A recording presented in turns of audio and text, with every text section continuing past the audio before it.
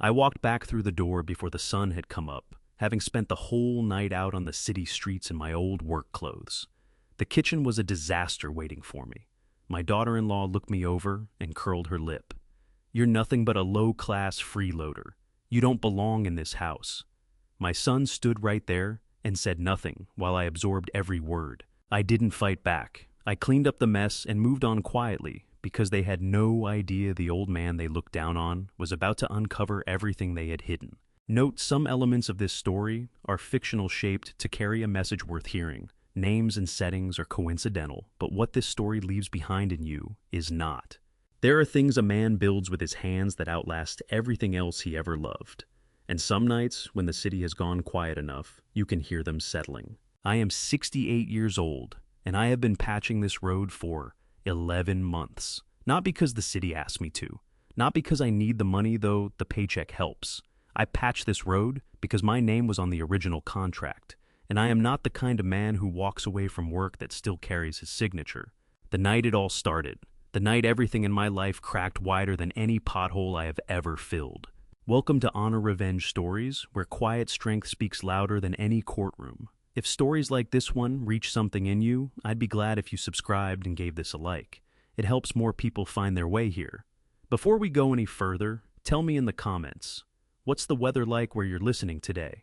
There's something about settling in on a cold or rainy afternoon with a story like this one that feels right. One note before we begin: this story contains fictional elements woven in for the purpose of storytelling, and any resemblance to real people or events is entirely coincidental. What matters is the truth inside it.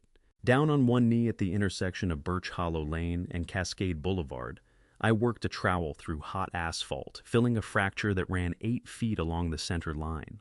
Past midnight, my knees ached the way old knees do. My back had been registering its objections since September, but my hands, those had never wavered, not even in the worst of it.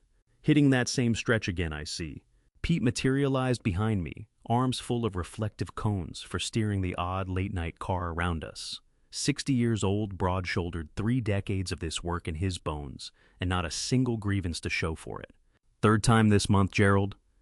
"Because it won't hold." I bore down with the back of the trowel, smoothing the surface flat. "Keep splitting open." "I'll tell you exactly why." Pete dropped 2 cones and lowered himself beside me. "Wrong mix, wrong grade entirely." I ran a finger along the repair edge. They resurfaced this corridor in 2016. Whoever signed off on it spec'd a mix meant for neighborhood side streets light residential loads. This stretch carries commercial traffic. Give it a decade, and you get precisely this picture surface fatigue, the cracking running straight down the centerline water, working its way into the base layer. I leaned into the trowel. My firm laid this road in 2002, polymer-modified binder-grade PG7628. 50-year design life built into every calculation. I glanced up. You follow what that means. It means the road I built is still sound down below. My jaw went tight. What's failing is the layer somebody else laid over the top. Pete watched me work without speaking. After a bit, he said, "Gerald, why does this matter so much to you? You ran a company, and here you are past midnight on your knees with a trowel." I rocked back on my heels and let my gaze travel the length of Birch Hollow Lane, the street lamps throwing that amber wash that makes any city look like something half-remembered. 22 years ago, I had planted my feet on this exact spot, blueprints under my arm, a crew of 38 men behind me. We had gotten the foundation right, done it the way my father showed me, and the way his father had shown him, not chasing the contract figure, but thinking about every driver who'd cross this surface every morning for the next 50 years. "My name's still on it," I said to Pete, "even if the world has long since stopped caring about that." He shook his head in that slow way, not dismissal, more like reluctant recognition. "You want to know what sets you apart? Gerald, guys our age, most of them let go. They stopped giving a damn. You care so hard it's grinding down your spine." That got a laugh out of me. A real one, short and unguarded, the kind you don't plan. Loretta had said the very same thing. Said that caring too much was simultaneously the finest thing about me and my most stubborn fault, and she'd put both halves in the same breath. She sounds like she knew what she was talking about. Nobody sharper. The laugh dissolved. "She's been gone 4 years now. Pancreatic cancer. 90 days between the diagnosis and the end. Pete's hand came down on my shoulder, brief, firm, nothing extra. The working man's version of comfort. "I'm sorry, Gerald." "Thank you." I smoothed down the final run of asphalt and got to my feet the slow way, one joint at a time. She'd have given me grief over this, for the record. Said I never knew when to set the tools down and sleep. A beat. She wouldn't have been wrong. She rarely was. We loaded the gear without needing to fill the quiet. Two men who've shared enough overnight shifts accumulate a kind of wordless ease. Conversation becomes optional. The city held its late-hour hum around us, that low register. It never entirely drops a siren somewhere distant. A truck rumbling over the overpass, a traffic signal clicking through green, yellow, red for an empty intersection. On the drive home, I kept the window cracked, the October chill biting just enough to hold off the fatigue. Birch Hollow Lane runs close to my route, and in the mirror, I could still catch the pulse of my repair markers, blinking amber steady, the way anything properly made tends to stay. From the street, the house hadn't changed. A Craftsman two-story I'd put up with my own crew in 1987, the year Nathan came into the world. White trim, dark green, siding the maple tree in the front yard that Loretta had planted as a sapling, and that was now thick enough around the trunk that you needed two people to hug it properly. Porch light, burning same as always. Loretta's rule, non-negotiable. A lit porch means the house hasn't given up on whoever's still out there. I cut the engine and sat with both hands on the wheel. The block was dead quiet. No wind moving, no dogs sounding off. Just the specific hush that falls over a residential street at 11:30 on a Tuesday. Then I registered the kitchen light. It shouldn't have been on. Claudia was always in bed by 9:30. Nathan ran on the same clock. After 11:00, the house was mine alone, and I had switched everything off before heading out at 8:00. I got out, stripped off my work gloves, and mounted the porch steps. Through the narrow glass beside the front door, I could make out the hallway light burning as well, and something on the floor that had no reason to be there. I let myself in. The dinner plates were across the kitchen floor, not shattered, just flung, the whole place setting knocked sideways as though one sweeping arm had cleared the table. A chair leaned crookedly against the wall. A serving dish lay overturned near the refrigerator, its contents seeping across the hardwood in a spreading dark stain, already going cold. That kind of disorder isn't an accident. It's what happens when someone reaches the far end of what they can carry, and the whole load gives way at once. A tightness settled in my chest. Not fear, but the sober recognition of a man who has stepped into enough broken situations to read the atmosphere before anyone says a word. Whatever had happened here morning was going to find this house altered. I've entered situations that felt like fires before, not literally, but near enough to know the quality of air just before ignition. The kitchen held the smell of wine gone over, and chicken left too long on the heat and threading underneath both of those. Something sharper, the scent a person carries when they've been running on dread for hours and have exhausted every outlet. I crouched and lifted the nearest plate off the floor, intact, face down in a spreading pool of gravy that ringed the rim like an indictment. Claudia stood at the counter with her back toward me. Her blazer had ridden up and twisted at the shoulder. Her hair had come half loose from where she'd pinned it that morning. Both hands locked on the counter edge, knuckles drained of color. Nathan was propped in the doorway between the kitchen and the living room, arms folded, phone resting in his right hand. The angle of his thumb told me he had about 30 seconds before the screen would pull him away. Neither of them knew I was there. I placed the plate on the counter and bent for the next one. That was the moment Claudia wheeled around. What crossed her face was not the thing I expected, not the cool-edge contempt she'd perfected, that particular expression she reserved for reminding me I had committed some offense just by occupying her field of vision. This was something underneath all of that, something unguarded. Her eyes were puffy and raw mascara drawn in thin dark streaks down both cheeks.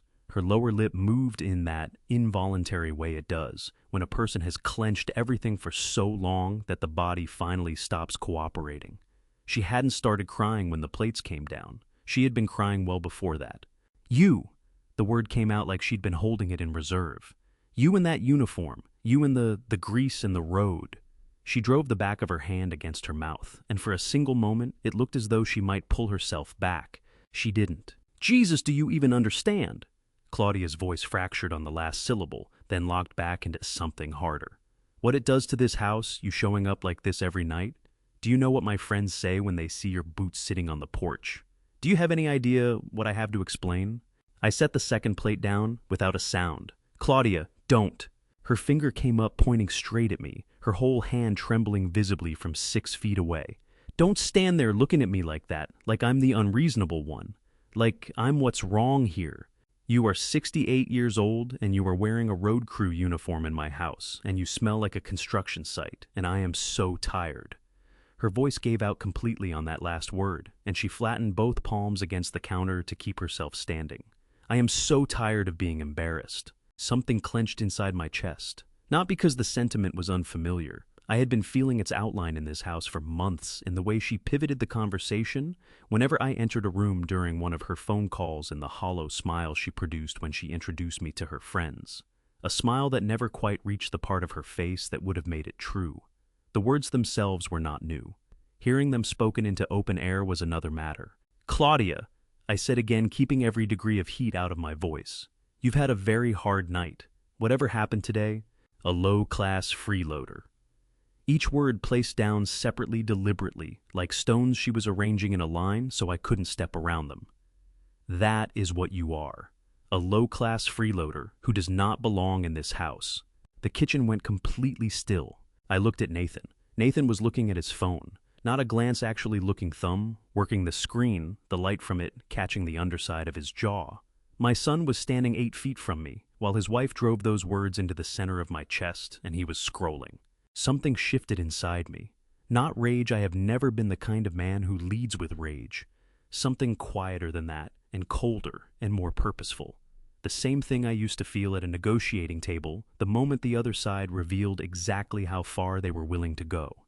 The information was unwelcome, but information is always of use. I drew myself up to my full height, set my shoulders the way my father had shown me, and held Claudia's gaze for a long moment. She was breathing in short pulls, chest moving fast, braced for me to shout or fold or slam my way out of the room, waiting for the reaction that would confirm whatever account she had already written of this evening in her head. I didn't give it to her. "Good night, Claudia," I said. The words came out without a tremor. I crossed to the refrigerator, retrieved the serving dish from where I'd left it in the sink, ran the tap over it and washed it clean. Then I dried my hands on the dish towel, hanging from the oven, handle folded it back. The way Loretta had always folded it in thirds, then in half, and walked out of the kitchen. I did not let my eyes go to Nathan as I passed. I did not trust what my face might betray if I did. Upstairs, I shut the bedroom door and settled on the edge of the bed in the dark. My hands, which had been rock steady all night out on the road, were trembling now. A fine, persistent trembling I had to press my palms against my thighs to quiet. My eyes burned in a way I hadn't felt since the week after Loretta died. That specific sting that arrives when you are too exhausted to cry and too wounded to sleep. Downstairs, Claudia's voice dropped, shifted from the volume of a confrontation to the lower register of a conversation. Then Nathan's voice measured, careful, carrying the flat professional cadence of someone managing a situation rather than actually responding to one. I pressed my palms harder against my legs and made myself listen. Because in 40 years of running a business, I had learned that the most important things rarely come through the front door. They come through the walls late at night, carried by people who believe the rest of the house has gone to sleep. And what I heard threading through Nathan's voice at 11:45 on a Tuesday, the deliberate evenness of it, the calculation running just below the performed concern, made something contract in my chest that had nothing to do with anything Claudia had said. She had aimed at me and connected. But what was moving through my son's voice in that moment was a different category of wound, and I was only beginning to map its edges. There is a kind of morning that follows a night like that one, too bright, too hushed. Every small noise arriving weighted as though it is trying to tell you something. I was up at 5:15. No alarm. I stopped needing those sometime in my 50s, my body having quietly decided that sleeping past dawn was no longer a service it offered. I washed my face, changed out of the clothes I'd worn through the night, and got downstairs to make coffee before anyone else was moving. The kitchen floor was clean. I had mopped it sometime around 1 in the morning, after the voices below finally went silent. The serving dish was back in the cabinet. The chairs were where they belonged. A stranger walking in would have found nothing out of place. That is the thing about cleaning up after damage. The room looks healed. What it actually is rearranged. I poured my coffee and sat at the kitchen table with the small notebook I carry everywhere. Loretta gave it to me in our first year of marriage, a dark blue cloth-bound thing, barely bigger than my palm. I have replaced it with an identical one each time it runs out of pages. 40-some years of those same notebooks stacked in a box in the upstairs closet. This one was 3/4 full. I opened it to the next blank page and wrote the date. October 3rd. Then I wrote down what I had caught through the bedroom wall the night before. Not Claudia's words, those had already engraved themselves somewhere a pen couldn't reach. Nathan's. The temperature of his voice. Flat, I wrote. Managed. Not worried about her. Worried about something else. I underlined that last line twice, closed the notebook, and sat with my coffee. Nathan came downstairs at 6:40, dressed for work, moving through the kitchen, with the efficient no-ceremony rhythm of a man who was slightly behind his own timetable. He poured coffee into his travel mug, snapped the lid, and reached for his keys on the hook by the door. "And Nathan," I said. He stopped, turned. His face was composed in a way that had taken some doing. I could see the effort, the way you can make out a seam on drywall that's been taped and mudded, but not yet sanded smooth. "Morning, Dad." "Easy, practiced." "And she seemed frightened last night," I said, more than angry. Something moved behind Nathan's eyes, quick like a shape turning in dark water there, and gone before you could name it. He wrapped both hands around the travel mug and leaned back against the counter. "She's stressed," he said. "Work has been brutal. You know how she gets when everything stacks up at once." He offered me a small, rueful smile, the smile of a son taking his father into his confidence. "She didn't mean it, Dad. You know that." My chest tightened. Not because I believed him, because he was good. The smile was exactly calibrated, the tone exactly right. If I hadn't spent 40 years sitting across tables from men who needed me to accept things that weren't true, I might have taken the whole offering and felt grateful. "She meant every word," I said pleasantly. "That's not what concerns me." Nathan's smile held, but his fingers shifted on the travel mug, a small resettling of his grip. "What concerns me," I continued, turning my coffee cup slowly in both hands, "is that she was terrified, not the frightened that comes from a hard day. The other kind, the kind that has a direction." Nathan checked his watch. "I really do need to get going. We can talk tonight." "Of course." I nodded, smiled, and watched him go. I listened to his car reverse down the driveway.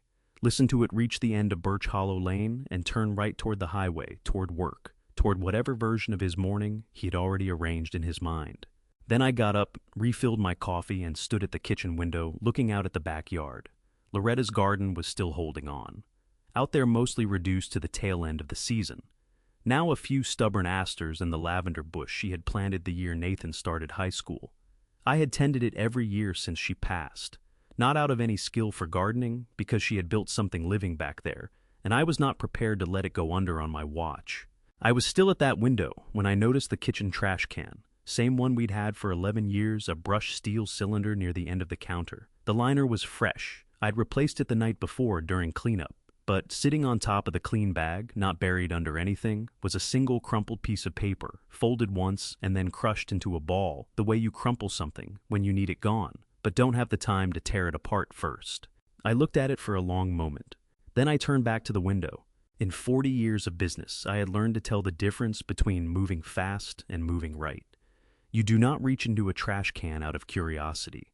You reach in when you have enough to know what you are holding. Right now, all I had was a tone of voice, an over-rehearsed smile, and a man who had glanced at his watch the instant I asked something he preferred not to answer. That was not enough. Not yet. I went out to the garden and put an hour into cutting back the dead growth and working the soil around the lavender.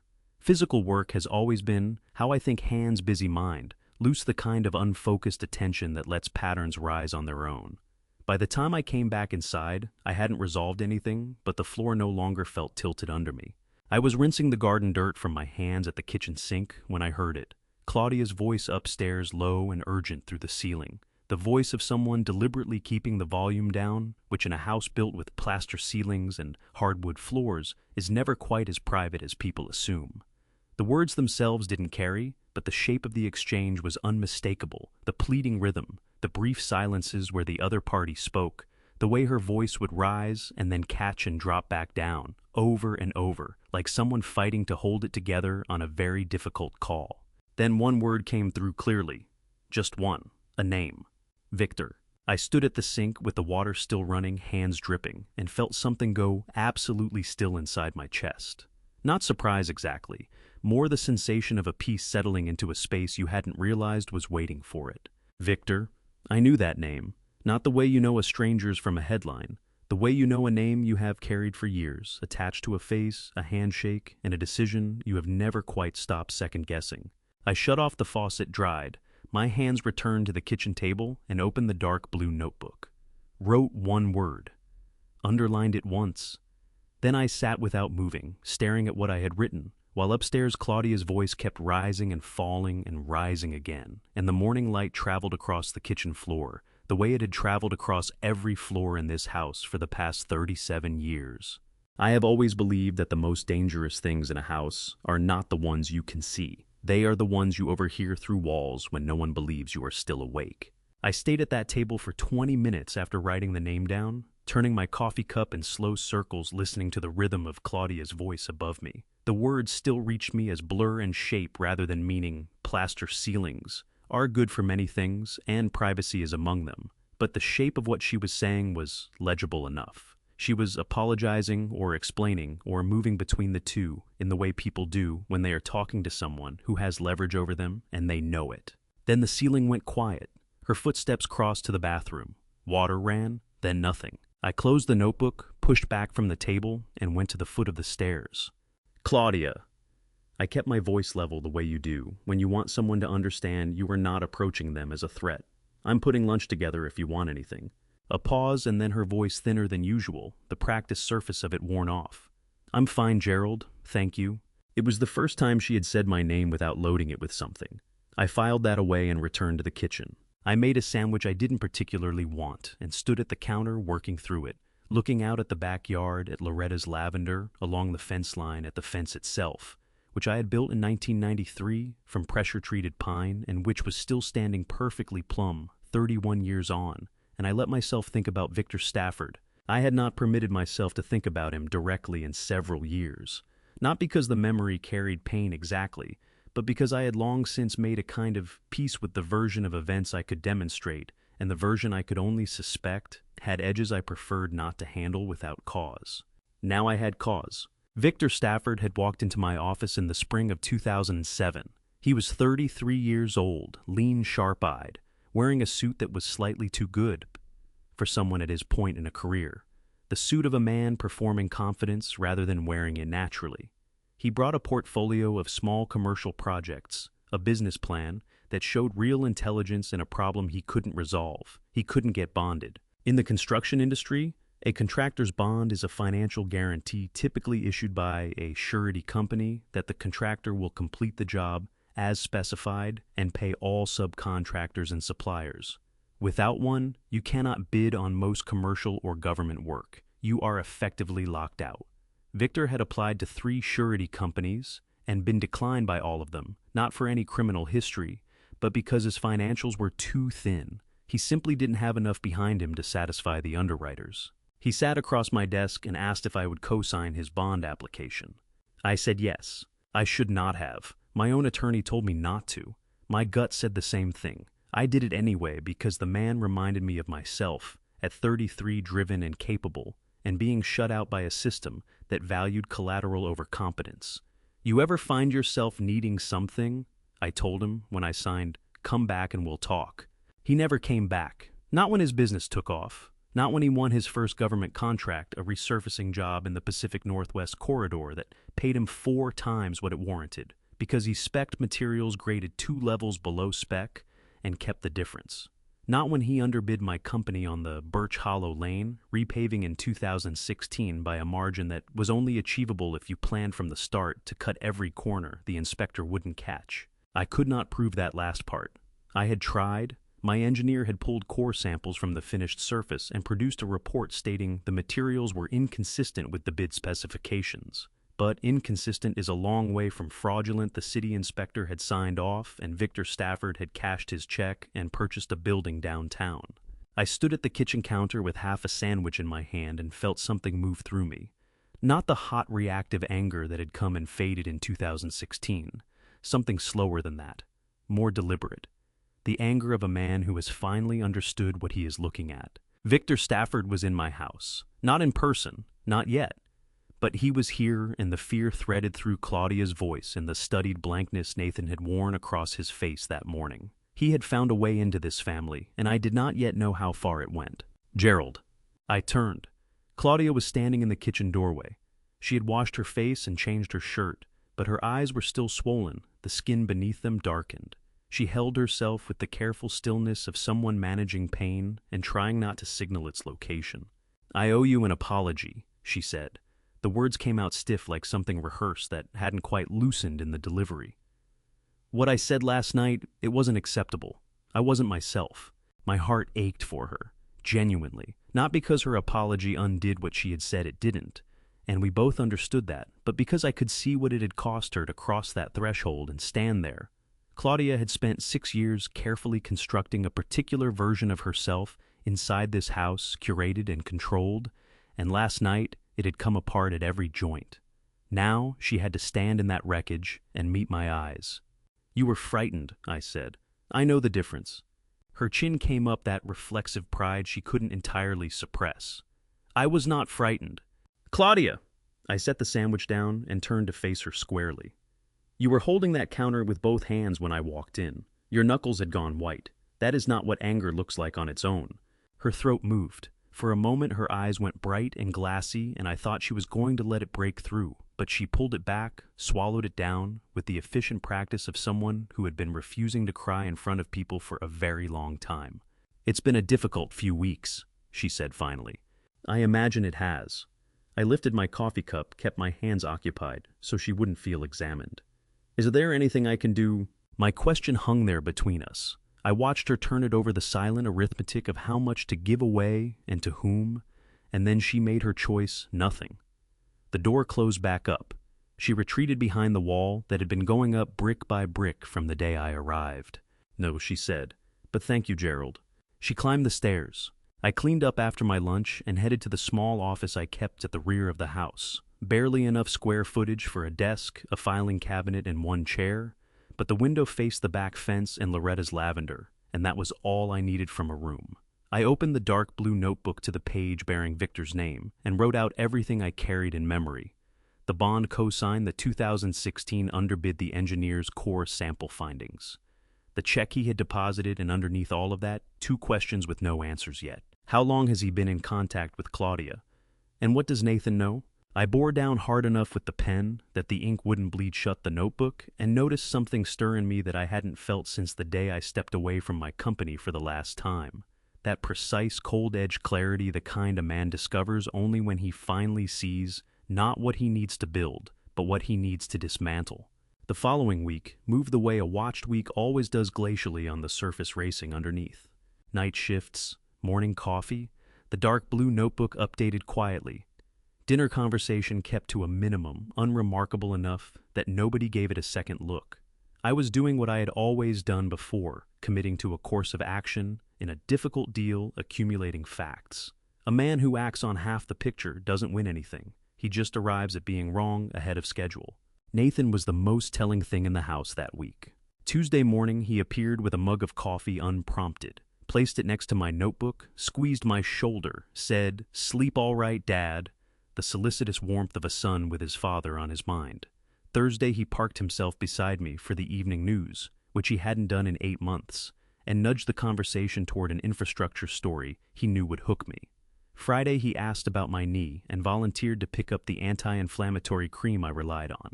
Each gesture landed perfectly. That was precisely what was wrong with them. I know what real concern looks like. Loretta showed me for 39 years. It's imprecise. It arrives at inconvenient times and in the wrong packaging. It is occasionally annoying and always unmistakable. What Nathan was producing had concern silhouette without its heat measured out in even portions appearing on a timetable you could have calibrated a clock against. Saturday evening, he leaned into the doorway from the kitchen. "Dad, a couple of colleagues are coming for dinner. Come sit with us." I set down my book and went. Gary Hutton and Peggy Crane were Nathan's age, mid-40s weekend business casual, the sort who recounted their commutes with a battle-worn satisfaction, as though enduring a brutal schedule was indistinguishable from having earned something. Gary shook my hand firmly when Nathan brought me over. Peggy offered, "Nathan mentions you constantly," which I registered was not the same as telling me what he said. The food was excellent. Claudia had ordered from the Italian place on Burnside Street, and whatever complications surrounded her, her palate was not among them.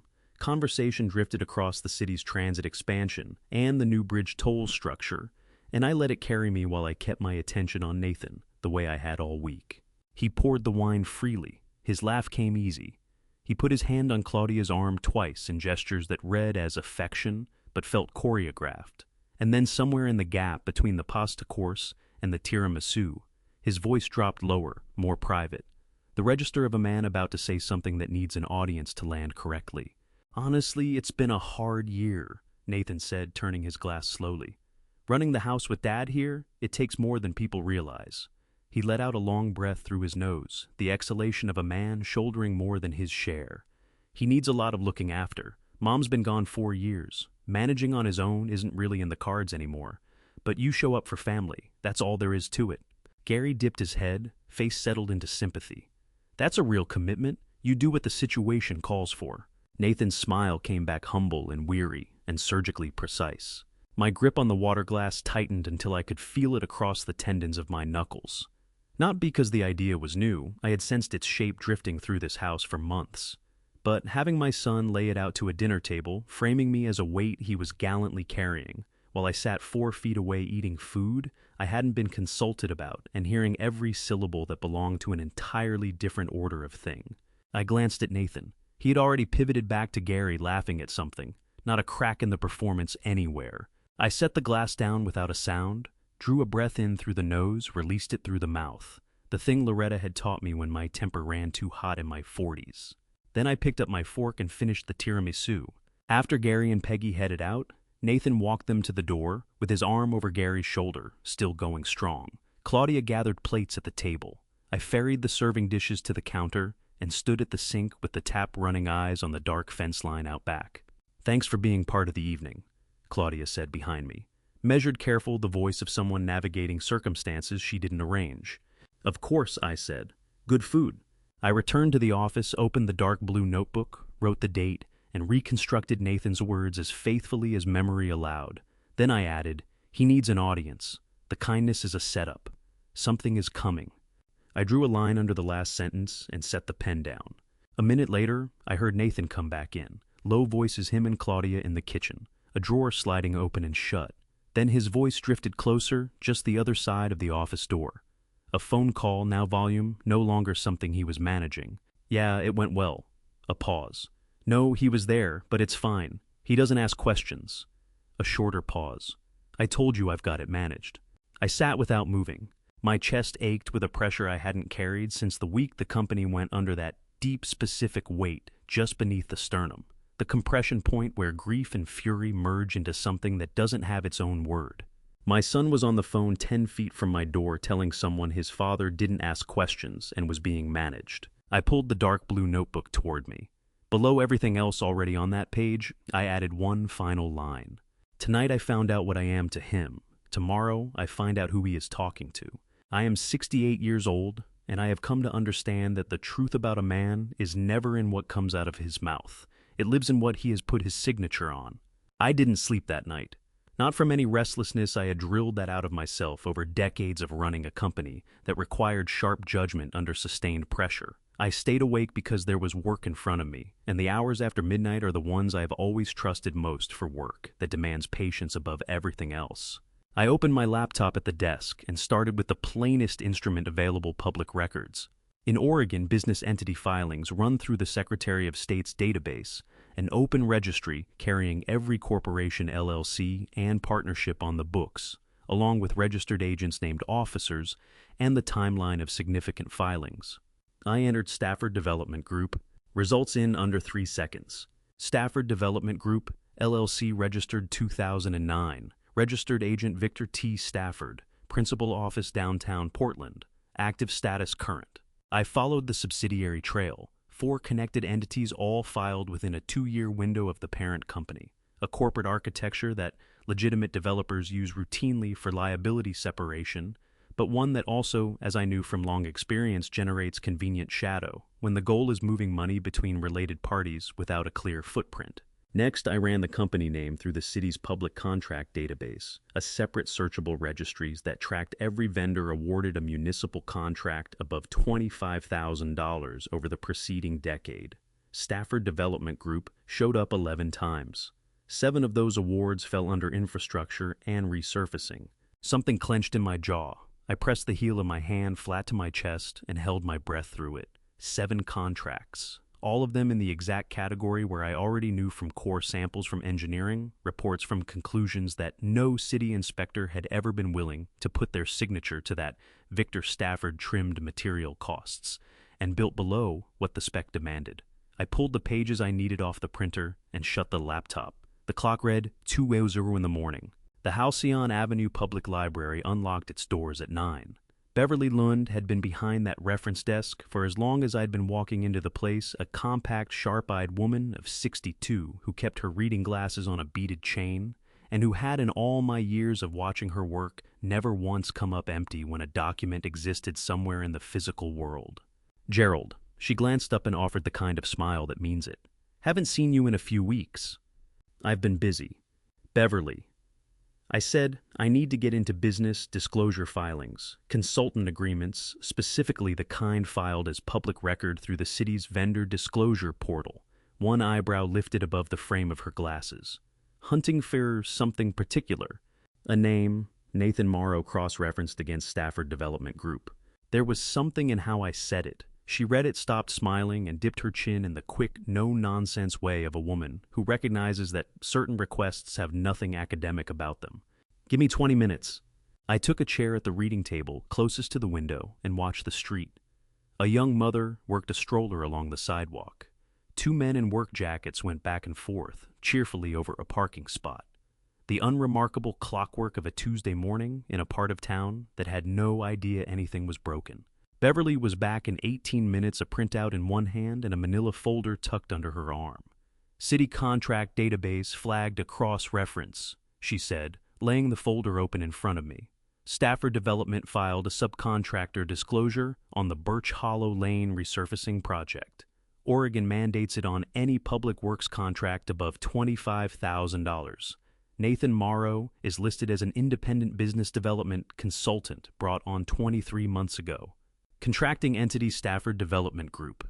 23 months, nearly 2 years almost to the day." My hands stayed still. I made certain of that. But what moved through my chest when I lifted the cover of that folder was the sharpest pain I had carried since I stood at the graveside and watched Loretta's casket go into the earth.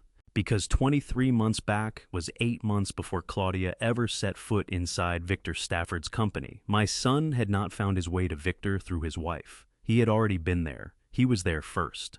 "Are you all right, Gerald?" Beverly asked, her voice low. "I'm fine," I said. The steadiness that came out of my mouth surprised me a little. "Thank you, Beverly. This is exactly what I needed." I spread the agreement across the table and read it through. A business development consulting contract. Nathan had been retained to help Stafford Development spot and chase new project opportunities. The dollar figure was unimpressive $200 a month across a 12-month engagement. But the money wasn't what mattered. What mattered was the relationship itself. The handshake, the 2 years of aligned interests that sat underneath every conversation Nathan had ever brought to my dinner table about his work.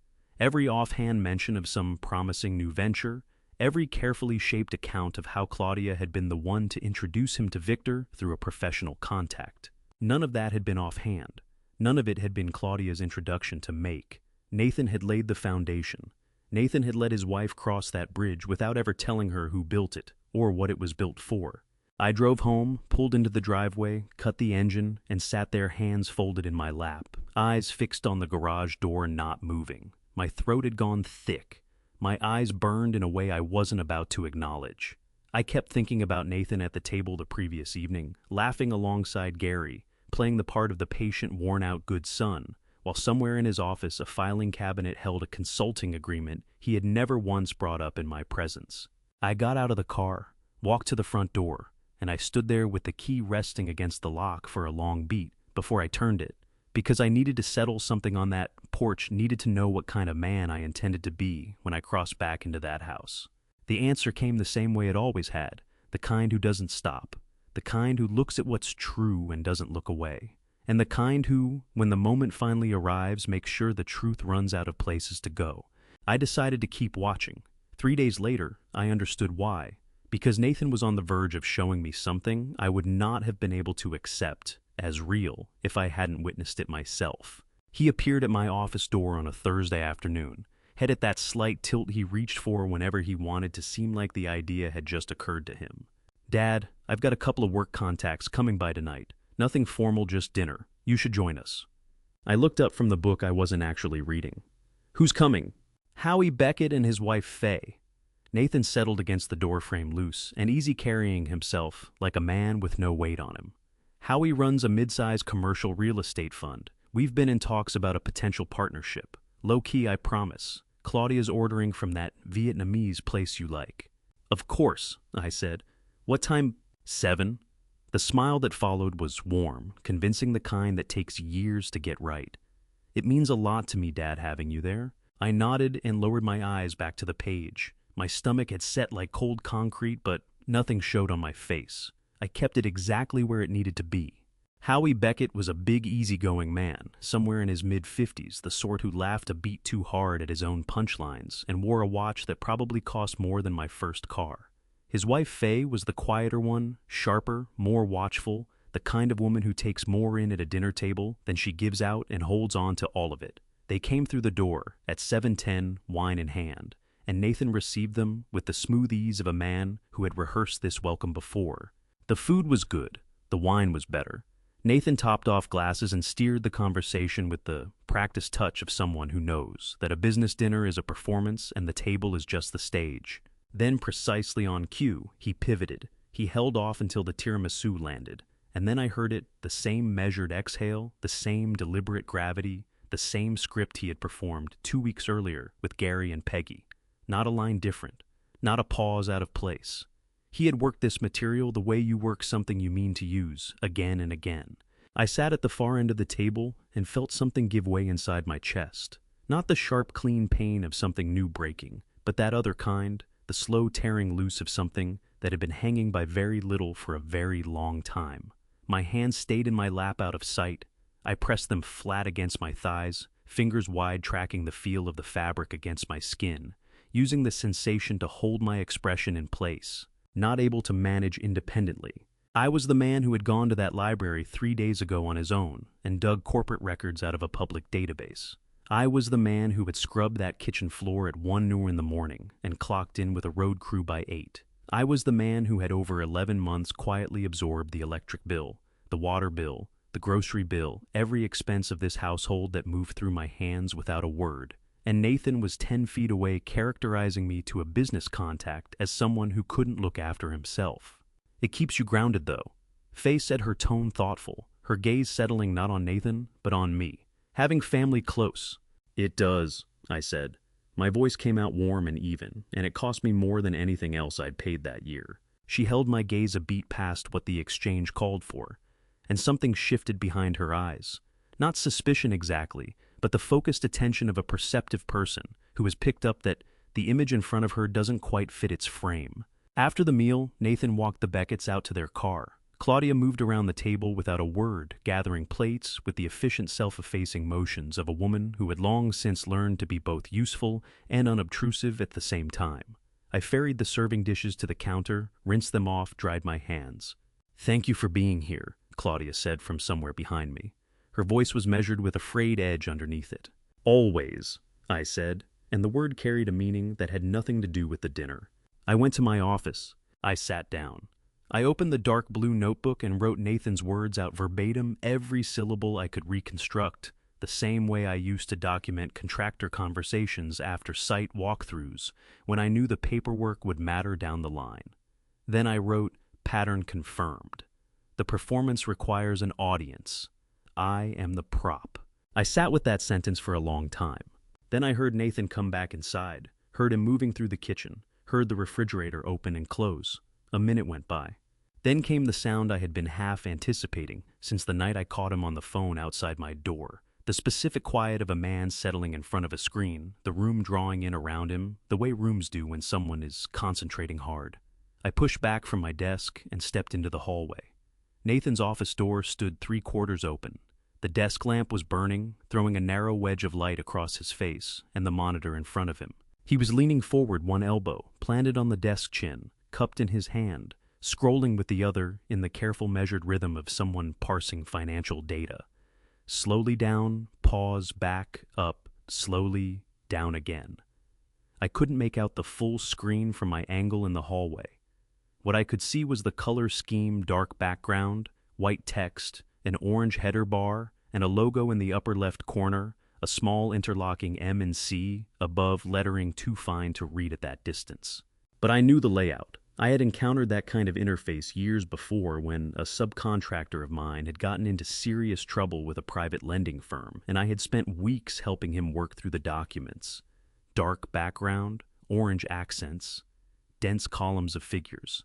That was not a bank. That was not a standard investment account.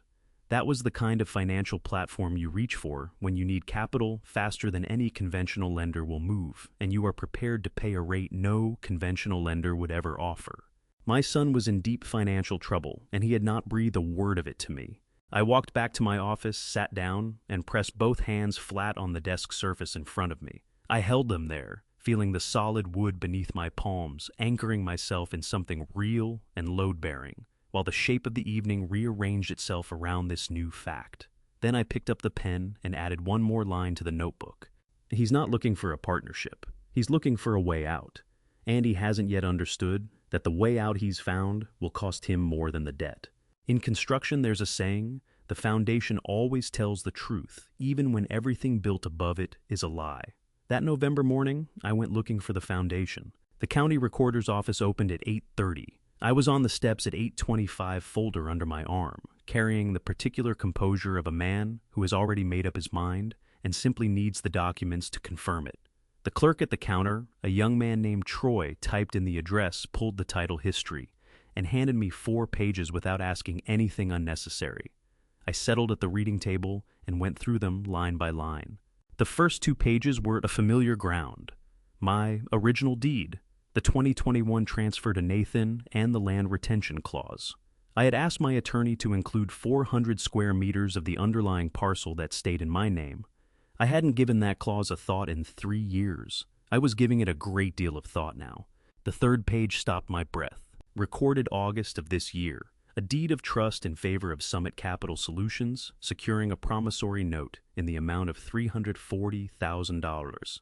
Borrower, Nathan Allen Morrow. Collateral, 14 Birch Hollow Lane. A deed of trust is the instrument that gives a lender a secured claim against a property when money is borrowed. It goes into the public title record, visible to anyone who searches the address. It gives the lender the right to move toward foreclosure to take the property if the borrower stops paying. And $340,000 at the rates private lenders charge was not a figure you service comfortably on a mid-level sales income. My son had borrowed $340,000 against the house I built with my own hands, and deeded to him as a gift, and he had said nothing. I sat at that table and pressed both palms flat against the surface, fingers spread, feeling the cool laminate under my skin. The pressure in my chest had no clean outlet. Not rage, not grief exactly, but the accumulated weight of a man who has just watched a structure he trusted reveal a crack running all the way to the base. I folded the pages into my folder and walked out. Fernwood Avenue Park was 2 blocks away. I needed air more than I needed to go anywhere particular, so I walked. I was on a bench beside the creek when Clyde Patton crossed the footbridge toward me. Clyde had spent 22 years as Senior VP of Commercial Lending at Cascade Ridge Bank. We had worked alongside each other, on and off for a decade, the easy mutual respect of 2 men who understood what the other was capable of. He'd retired 2 years back and apparently had taken up walking, which was how he came to find me on a park bench on a Tuesday morning, looking like something large had landed on me. "Gerald," he sat down without waiting to be invited. "What happened?" I turned the 3rd page toward him without a word. He leaned in, read it, and sat back. Whatever retirement ease had been in his face drained out of it, replaced by the focused look I remembered from bank conference rooms. "Summit Capital Solutions," he said quietly. "Tell me what I need to know," I said. "Hard money lender, private capital not regulated the way banks are." He laced his fingers over his knee. They operate within the law, but they price for desperation. Interest rates run 14 to 22% annually. Repayment terms are short, 12 to 24 months. Origination fees are front-loaded, meaning you pay a substantial cut just to open the loan. His jaw set. The kind of place you go when every conventional lender has already turned you away. And if the borrower can't pay, Clyde looked at me steadily. They move faster than any bank would. Under Oregon law, a deed of trust lender can begin non-judicial foreclosure proceedings 60 days after a missed payment. They issue a notice of default, then a notice of trustee's sale.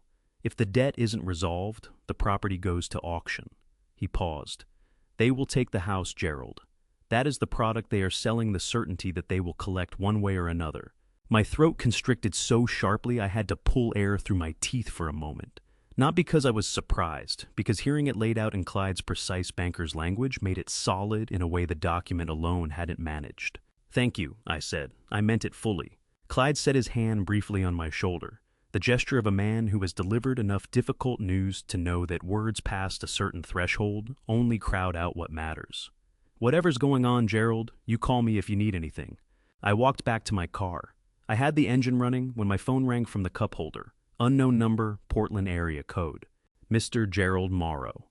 Flat. Professional. The voice of someone who places 40 calls like this before lunch.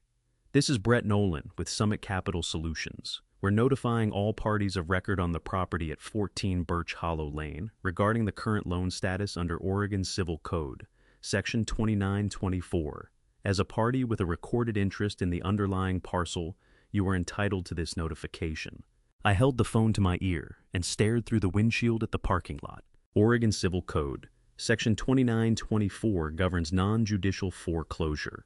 The notification requirement exists so that junior lien holders and parties holding property interests cannot be caught off guard by a foreclosure sale. Summit was calling me because my retained land parcel made me a party of record. They were following the law. They had no idea they had just handed me exactly what I needed. "Thank you, Mr. Nolan," I said. "I'll be in touch." I ended the call and sat for 10 seconds with both hands on the wheel, letting the information settle into its proper position, alongside everything else I had assembled over the past 4 weeks. The consulting agreement, the binder, Clyde's explanation, and now this phone call which had confirmed my legal standing without anyone having intended it. Summit hadn't called because they knew I'd been at the recorder's office that morning. They called because my retained parcel had always been in the title record, and private lenders run periodic title sweeps on encumbered properties to monitor their collateral position. I was simply a name on their list. The timing was coincidence. What it delivered was not. Before I go on what I uncovered next and what it finally confirmed about the man I had been living under the same roof with, that is where this story turns. I want to ask you something first. If you discovered that someone you trusted had been quietly working against your family the entire time, would you confront them directly, or would you gather everything in silence before you moved? Then I called Arthur Covey. He picked up on the second ring, his voice carrying the unhurried precision of a man who had spent 40 years making certain that words meant exactly what he wanted them to mean. "Gerald, it's been a while." "It has." My voice came out steadier than I had any right to expect. "Arthur, I need to sit down with you tomorrow. Pull my files, everything from the 2021 deed, the land retention clause in particular, and whatever you can find on Summit Capital Solutions." A pause. The specific pause of a man quietly adjusting the weight he has just been handed. "I'll have it ready," Arthur said. "Gerald, how serious is this?" I looked out through the windshield at the creek moving fast and dark beneath the footbridge, carrying everything downstream, whether it was prepared to go or not. "It's serious enough," I said, "but manageable. That's why I'm calling you first." There are men who enter a room and expect everyone around them to quietly rearrange themselves. Victor Stafford had always been that kind of man from the first day I laid eyes on him, and the next few days were about to remind me that certain things do not change. I spent the week after calling Arthur the way I had always worked best, quietly, methodically gathering the remaining pieces before committing to the move. Arthur had confirmed what I had already suspected. My retained land parcel gave me legal standing that would complicate any foreclosure proceeding in significant ways. We had begun putting the paperwork together. Everything was in motion. None of it was visible yet, That Thursday afternoon, I was in the backyard turning the soil around Loretta's lavender bush when I heard a car pull up out front. Not Nathan's engine, wrong sound entirely, and then the doorbell. Claudia was upstairs. I heard her cross the floor above me, then go still. She did not come down. I stripped off my garden gloves, walked through the house, and pulled open the front door. Victor Stafford was standing on my porch in a charcoal suit that fit him the way expensive things fit men who have long since decided that appearance is its own form of power. He was 50 silver at the temples, and he carried himself with the settled ease of someone who has walked into 1,000 rooms, expecting to be the most consequential person in each one. His eyes took me in. Within a second, the garden dirt on my forearms, the worn flannel shirt the 68-year-old man he had clearly not anticipated finding in this doorway. Something crossed his face so quickly that most people would have missed it entirely. I did not miss it. "I'm here to see Claudia," he said. His voice was smooth and controlled the voice of a man who makes a habit of establishing the temperature of a room before anyone else gets a chance. "I know why you're here," I said. I shifted slightly to one side, not to wave him in, but to reposition the geometry of the doorway in my favor. "But I think you and I should talk first." Victor's eyes narrowed by a fraction. The smile held.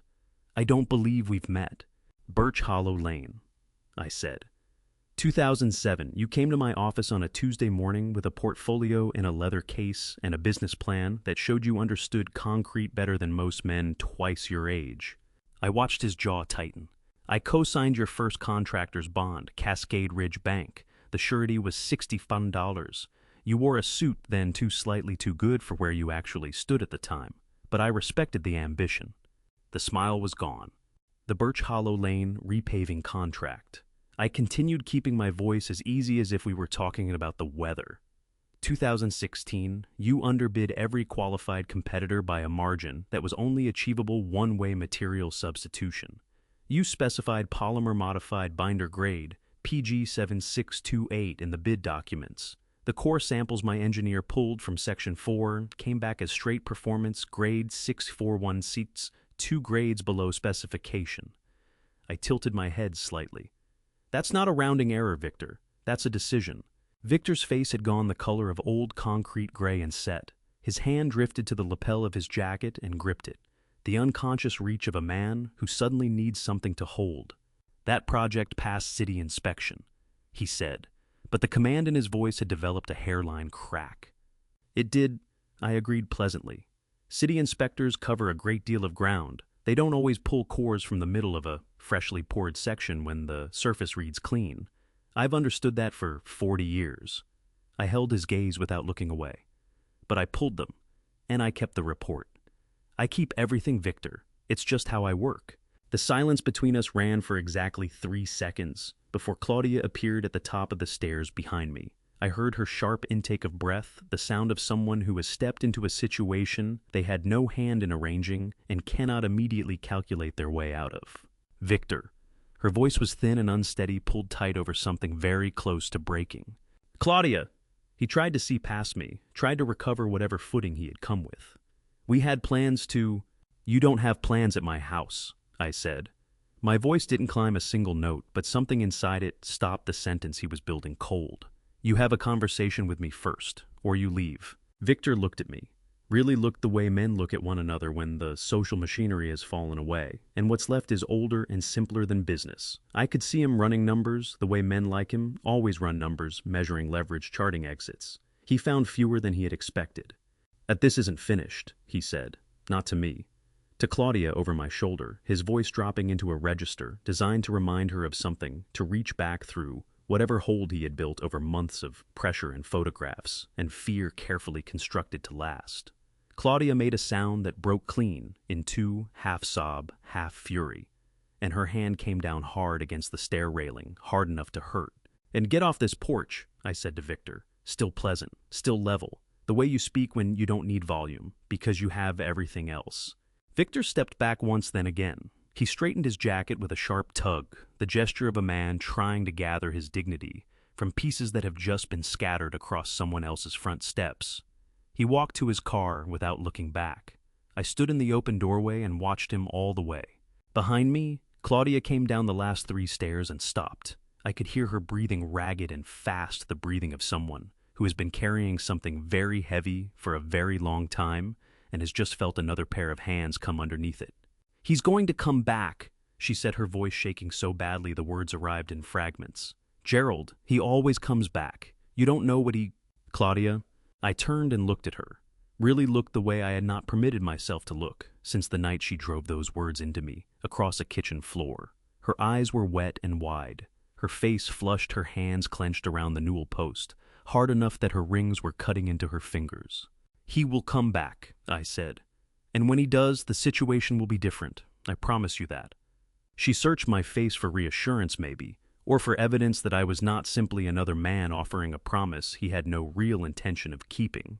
Whatever she found there made her chin tremble violently and her eyes spill over, tears running fast and silent down both cheeks.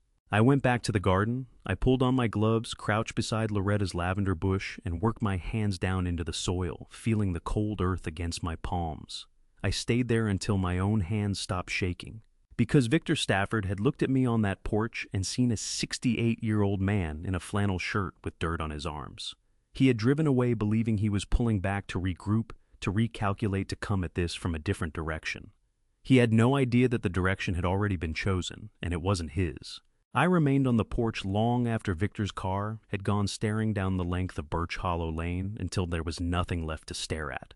The road I had poured, the road he had compromised, the road I had been putting right one overnight shift at a time. There was a certain tidiness to that circle, almost. That night, I pulled the original deed documents from the drawer and spread them across my desk, pages I hadn't examined with any real care since 2021.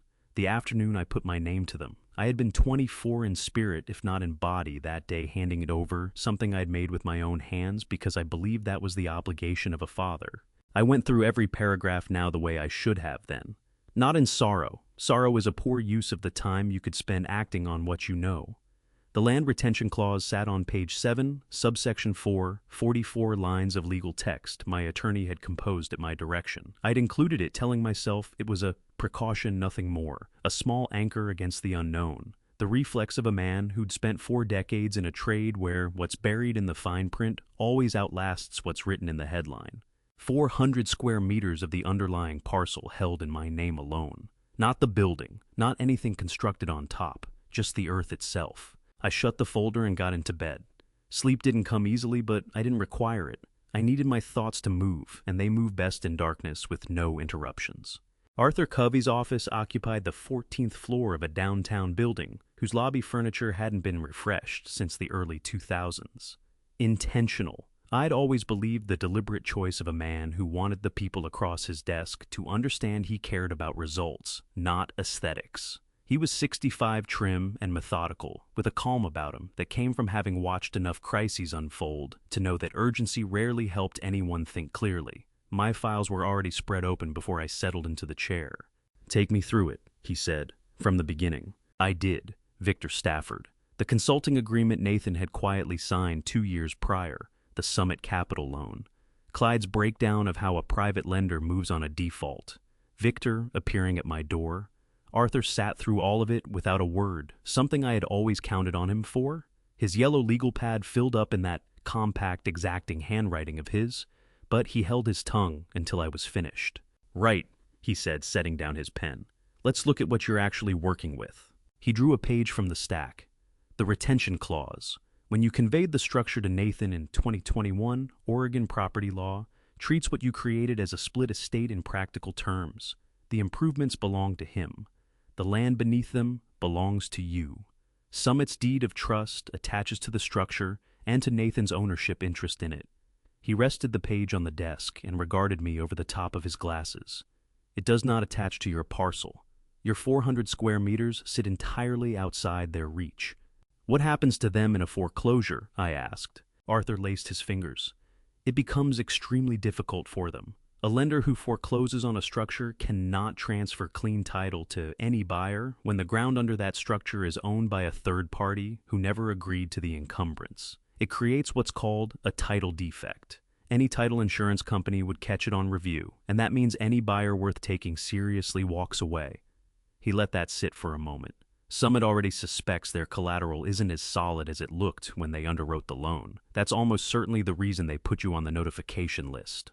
The pulse in my chest was doing something I didn't want it to do.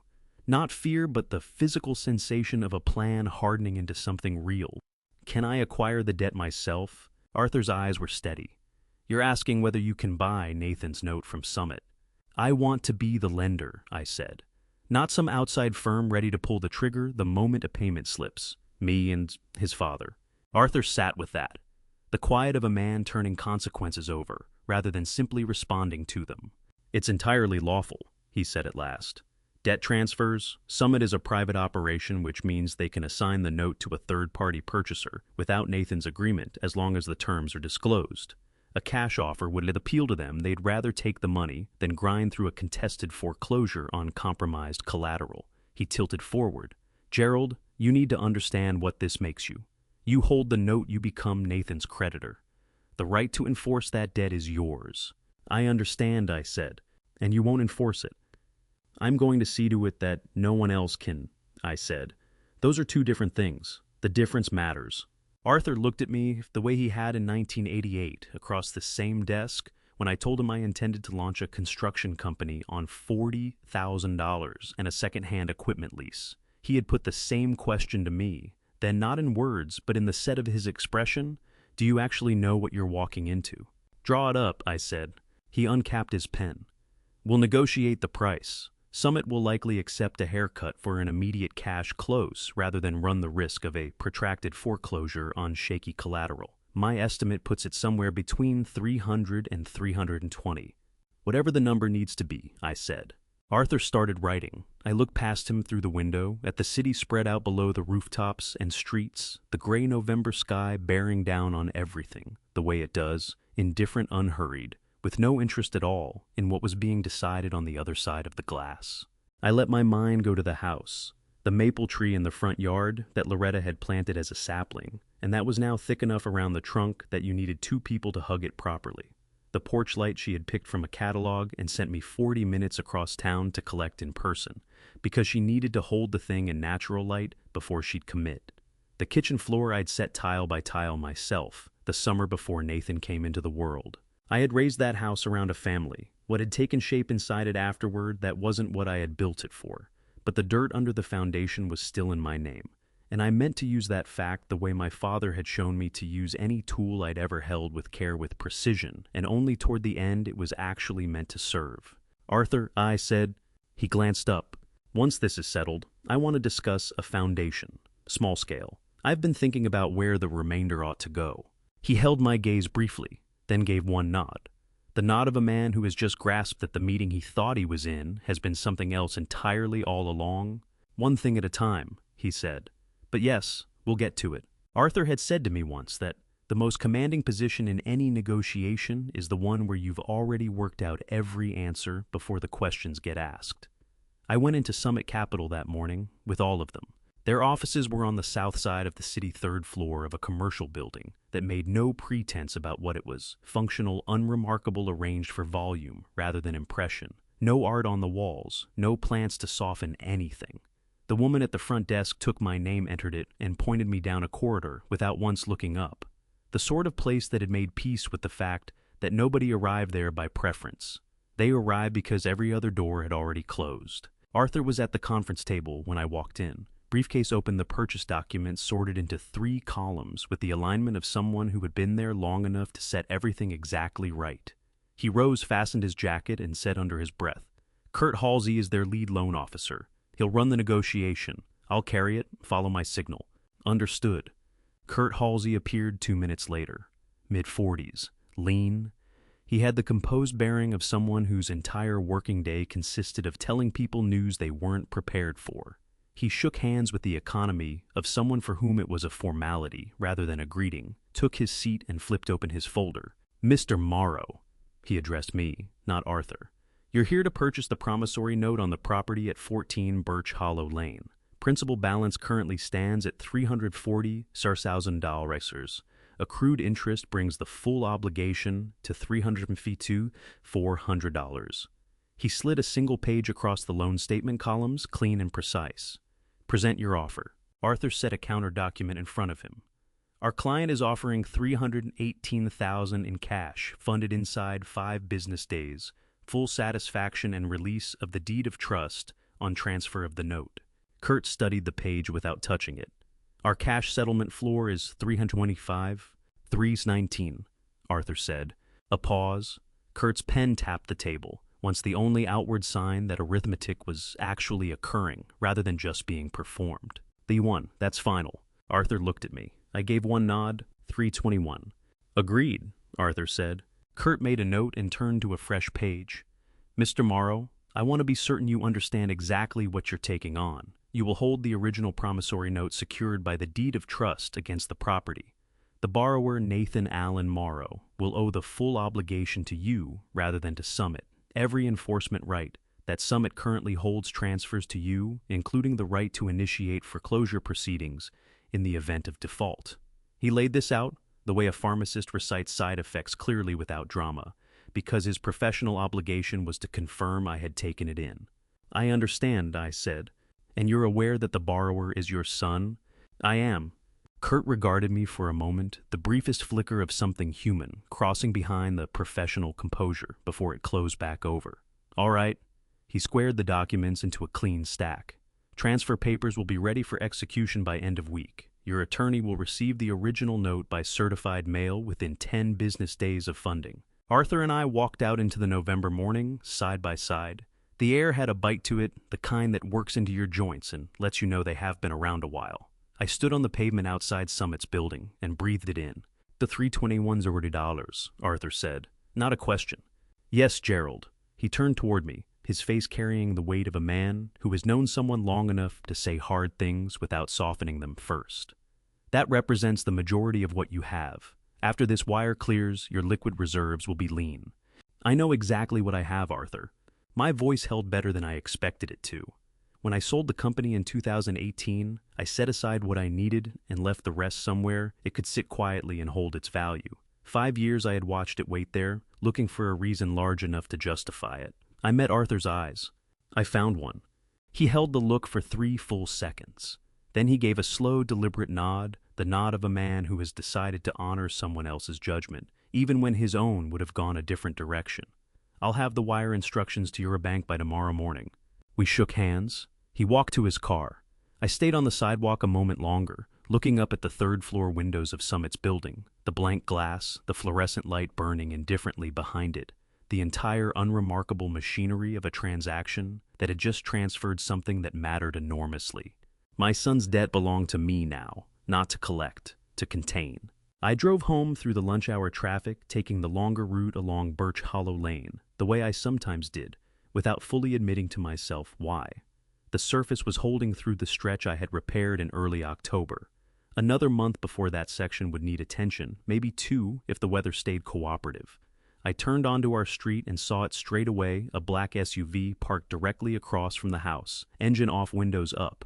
I didn't recognize the make. I drove past without changing pace, circled the block, and came back from the opposite direction before pulling into the driveway. The SUV hadn't moved. The driver had their face tilted toward a phone, but the angle was wrong for someone actually reading a screen. I had seen that posture before, not in neighborhoods like this, but on job sites when a competitor wanted to track your pace without making a direct inquiry. The body language of someone performing inattention.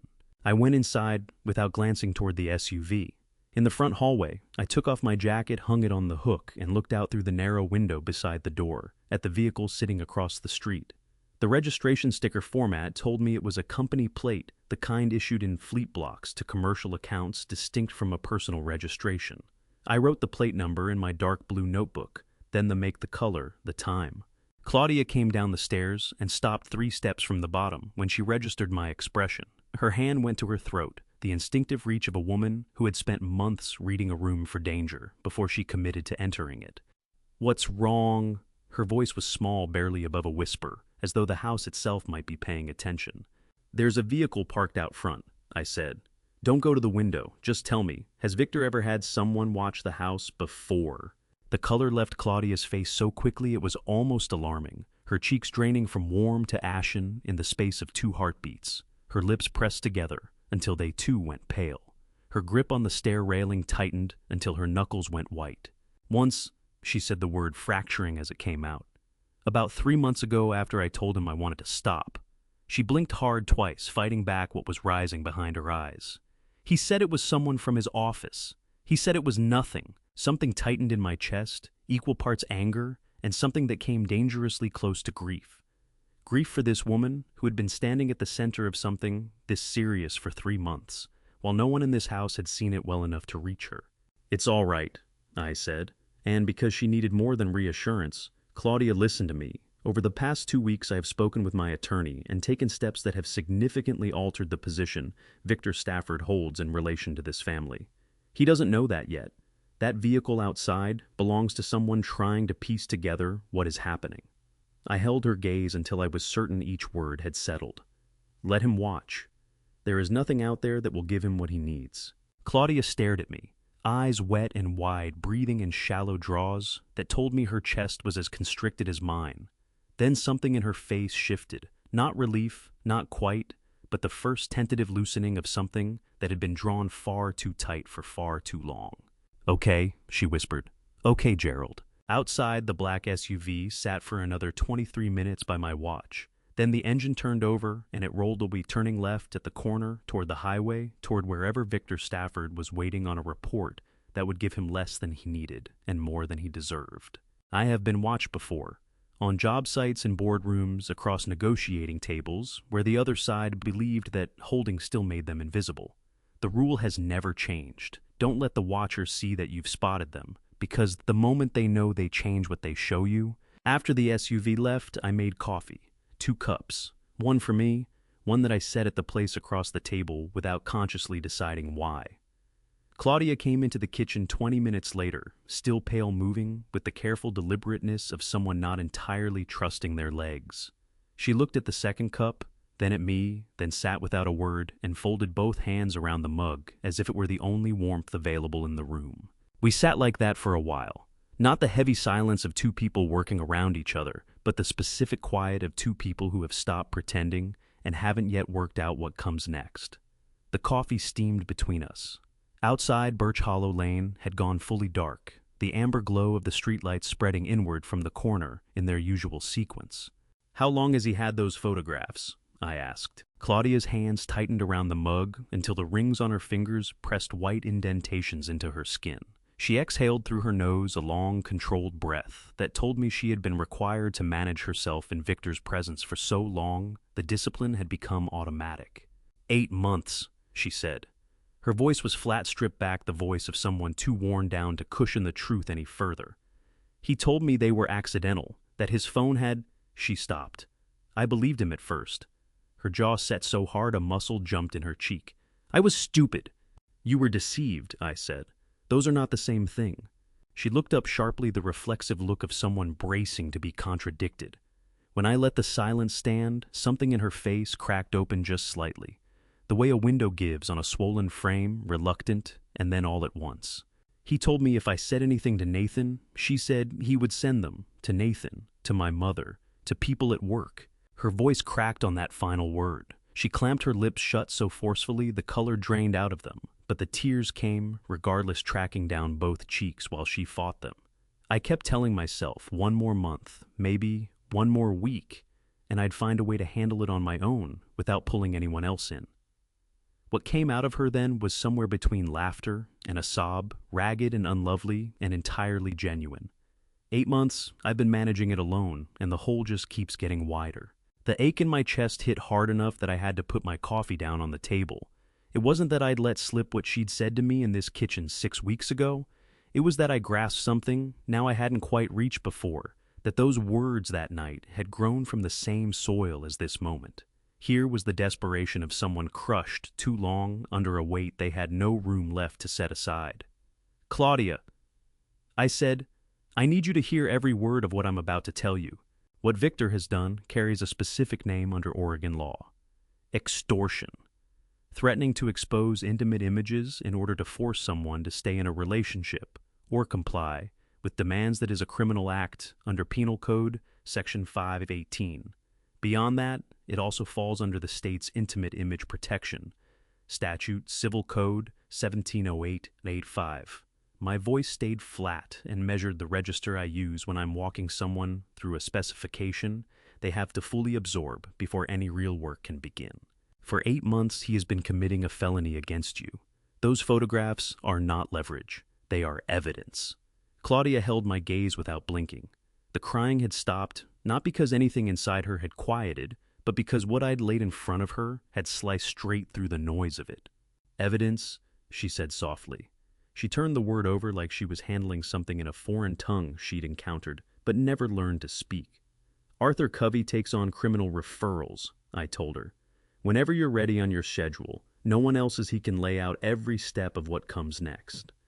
But understand this, the grip Victor has on you isn't founded on strength. It rests on a crime, and crimes don't stay consequence-free.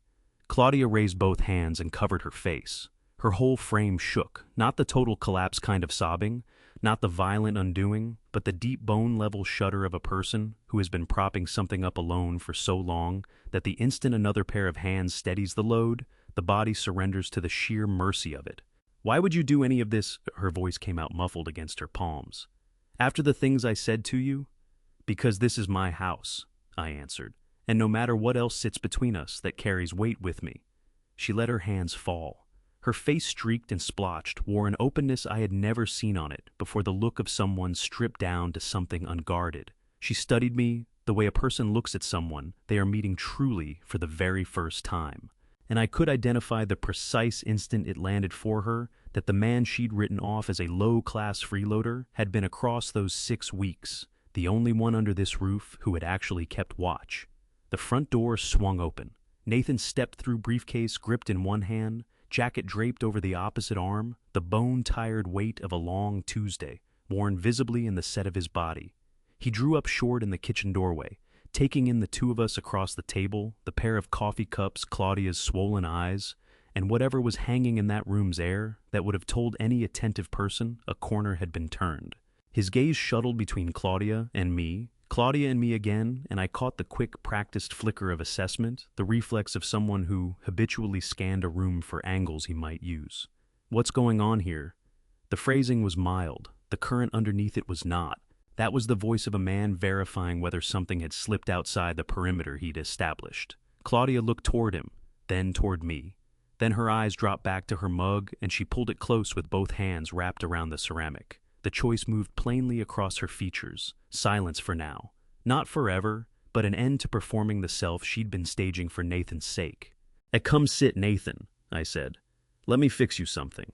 He lingered in the doorway, a beat longer, that sharp gaze working over what I wasn't offering him, not finding enough of it to be sure. Then he crossed to the table and sat, and I turned toward the stove, and the kitchen resettled into a silence that was different in kind from any quiet it had held before, something genuine running beneath it, which was more than this room had contained in a considerable while. Loretta used to tell me I was the sort of man who documented everything not from mistrust, but from a conviction that honesty ought to be something you can demonstrate on paper. She had always known precisely what I held dear and what I could not let go. 5 in the morning. A stillness owned the house, the variety of stillness that exists only in those hours before the rest of the world has agreed the day is underway. I went downstairs without turning on, more than the small hood light above the stove, and I placed 2 notebooks on the kitchen table, one beside the other. The dark blue cloth-bound thing, barely bigger than my palm, on the left. That book I had carried for 40 years, this specific volume since August. The pages were dense now, with my script names and dates and accumulated observations layered over 2 months, the way silt builds in slow water. The second notebook was older, brown cloth cover worn soft at the corners from years of handling, the spine cracked at the fold where I'd opened it so many thousands of times it had simply given way. Loretta had begun this one in our 2nd year of marriage. I had carried it forward after she left. A household ledger, nothing grander than that. Each utility payment, every market run, every repair bill entered in the careful, deliberate hand of 2 people who held a shared belief. A family that tracked its spending would never be blindsided by what it owed. I turned to the recent section of the brown notebook and worked back through 3 months of entries. Electric August, water and sewer.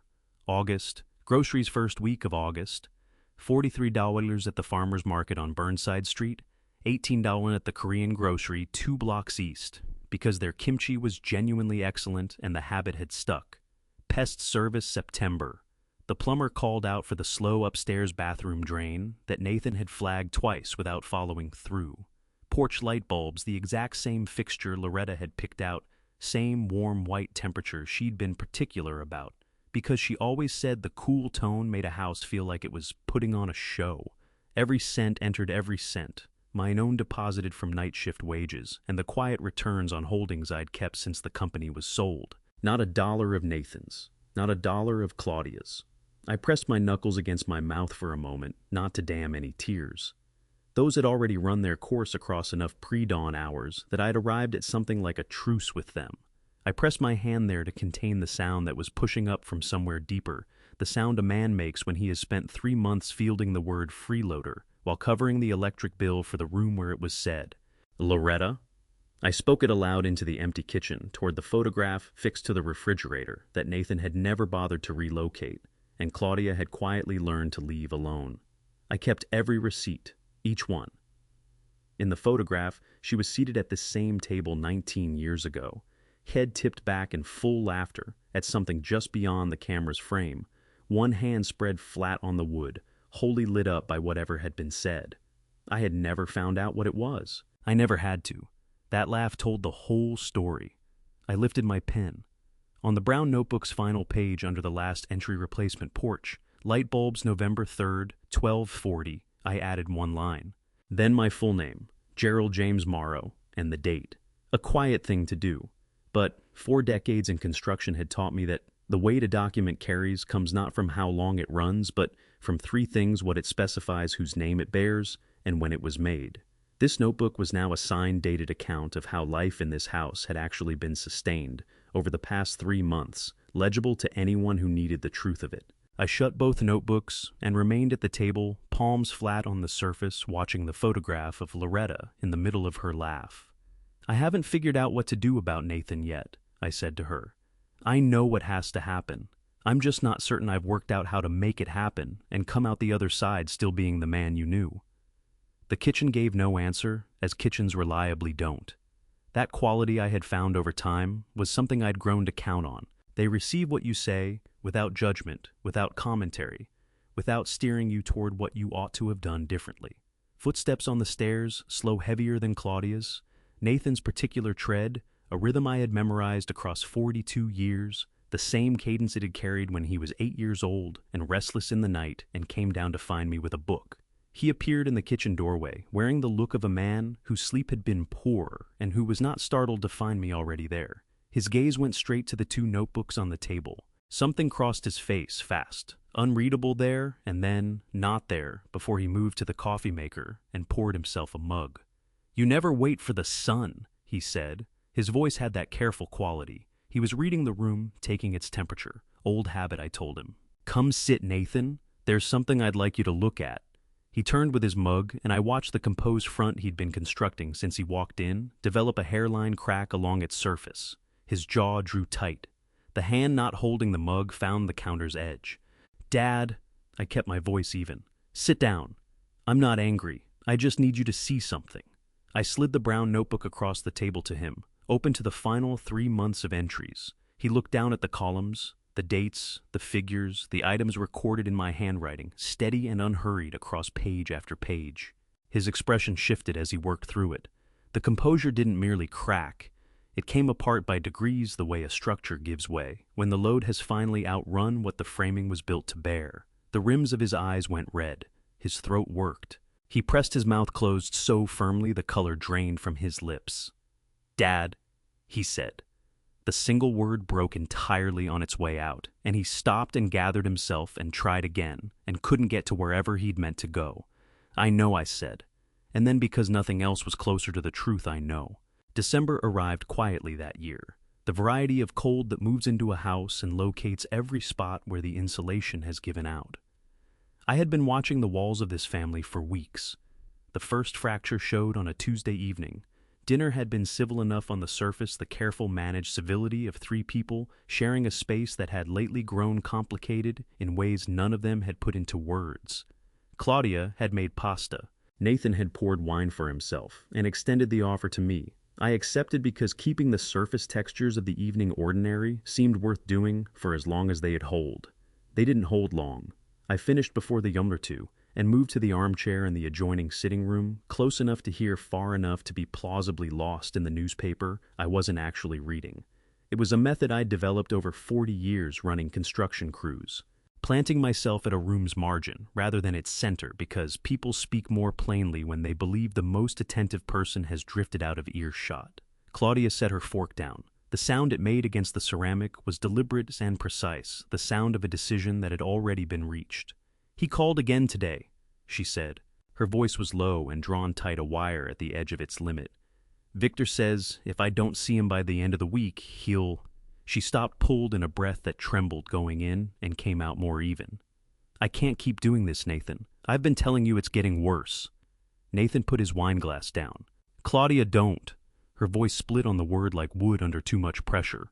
"Don't say it's complicated. Don't tell me I need more patience. I have been patient for months, and it keeps getting worse, and you just—" She pressed the back of her wrist to her mouth, holding back tears that were already thickening her voice. "You just sit there. I'm handling it," Nathan said.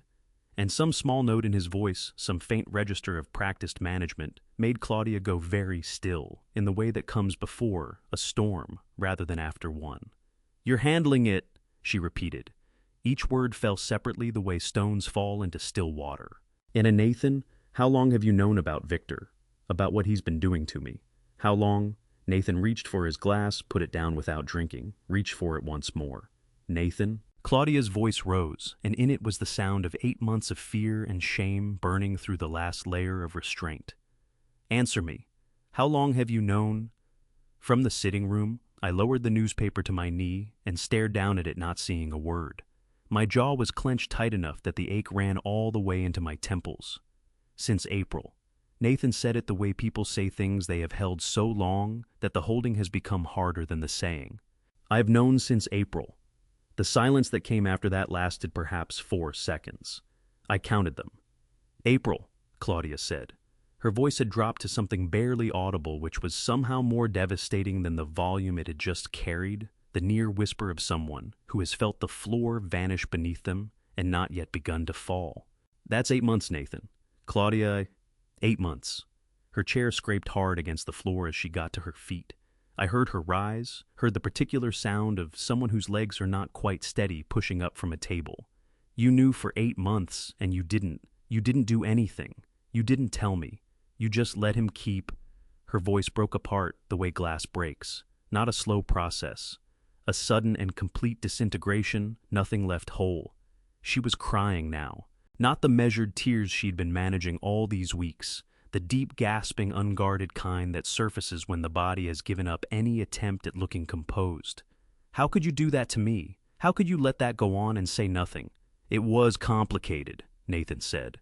His voice had gone strange, flatter, emptied out like a man working from a script.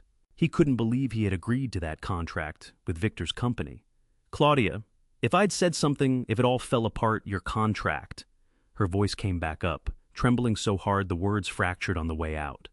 "My contract." A pause. "That's why? That is actually why you didn't—" She made a sound I had never heard from her before. Equal parts grief and fury, and the particular devastation of someone who has just grasped that their betrayal came not from cruelty, but from something colder and more considered than that. "Get away from me! Don't touch me!" I heard Nathan stand, heard him say her name twice. His voice finally losing its flatness, finally fraying at the edges into something that might have been real guilt or the shock of watching a consequence arrive that he'd believed he could put off indefinitely. Claudia's footsteps crossed the kitchen quickly, then the stairs, then above me, her bedroom door shut with a force that shook the frame. I sat in the armchair with the newspaper across my knee and felt a pain move through my chest that resisted any single name. Grief for Claudia, grief for Nathan, grief for the family this house had held, before it became the family it held now, and beneath all of it, a bedrock of sorrow for my own son that I didn't know what to do with. Nathan appeared in the sitting room doorway. Every performance had drained from his face, the careful arrangements, the rehearsed expressions, all of it gone. What was left was the face of a 42-year-old man who had just heard his wife's voice break in a way he finally completely understood he had caused. "Dad," he said, his voice so stripped down it barely reached across the room. "I don't know what to do." I looked at my son, looked at him the way I had not let myself look since that night he stood in this kitchen with his phone and said nothing. "I know," I said. "We'll talk tomorrow. Let her be tonight." He gave one barely there nod and went up the stairs, and I sat alone in the sitting room as the house settled around me, listening to Claudia cry softly through the ceiling overhead.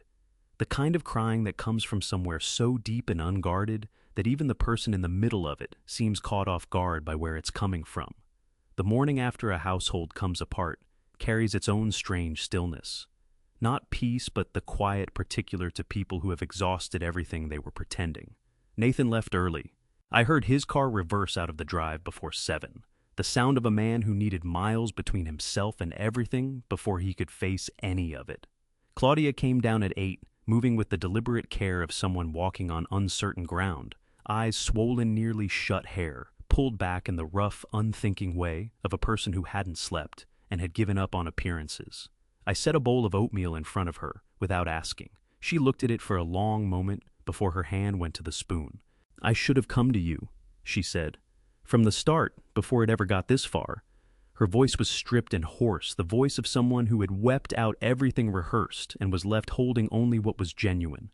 I kept thinking I could handle it. One more week, one more month, and I'd find a way through it without anyone having to know. The spoon moved around the bowl without lifting anything out. I was so ashamed, Gerald. So ashamed I'd let it reach that point. He was deliberate about it, I told her. Men like Victor don't dismantle someone overnight.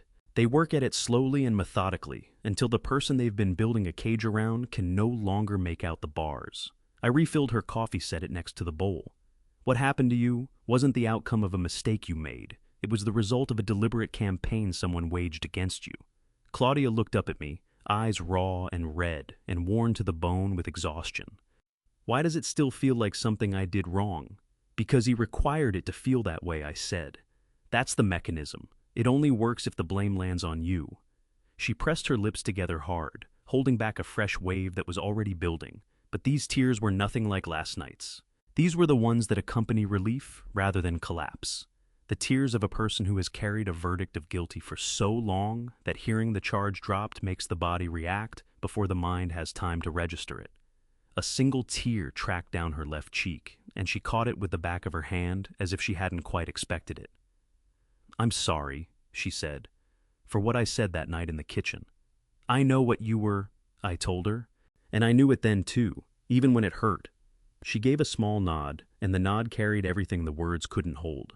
Nathan found me in the backyard that afternoon. I was in the old wooden chair beside Loretta's lavender bush, and he came around the side of the house with both hands buried in his jacket pockets, wearing the look of a man who had spent 8 hours rehearsing a conversation and shown up to it no more ready than when he started. He settled onto the low garden wall across from me. For a moment, he just breathed slow, deliberate, the breathing of someone compelling their body toward calm when every instinct is pulling toward flight. "I thought I could manage it," he said. "The debt, Victor, all of it. I told myself if I kept it contained, kept things moving, I could bring it back under control before it turned into something that couldn't be undone." His voice went raw at the edges, honest in a register I hadn't heard from him in years. "I was drowning, Dad, and I just kept telling myself the water wasn't rising. You could have come to me," I said. "You would have tried to fix it." "Yes," I said. "That's what I would have done. That's the nature of the thing." Nathan's eyes went bright and wet. He pressed his fist briefly to his mouth, the gesture of a man pushing something down, then let it drop to his knee. "But you didn't want it fixed," I went on.